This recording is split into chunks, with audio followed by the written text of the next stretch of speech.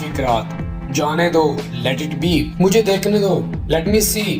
اس سے بات کرو, talk to her. شور کرو, make a noise. سو جاؤ.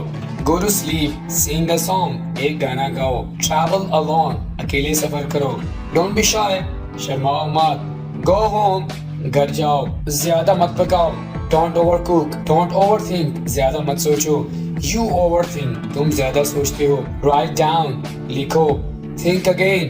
پھر سے سوچ لو. you too. آپ کو بھی. accept this. اسے مان لو. be brave. بہادر بنو. avoid it. گریز کرو. اس کی کوشش کرو. try it. روکو اسے. stop it. میری مدد کرو. help me. مجھے اس کی ضرورت ہے. I need it. بھاگو مت. don't run. جاؤ لے لو. go get it. یہ میں ہوں. it's me. lay down. Late جاؤ. keep it here. یہاں رکھ دو. be good. اچھے بنو. دوستو ہمارے ساتھ انگلش سیکھنے کے لیے ہمارے چینل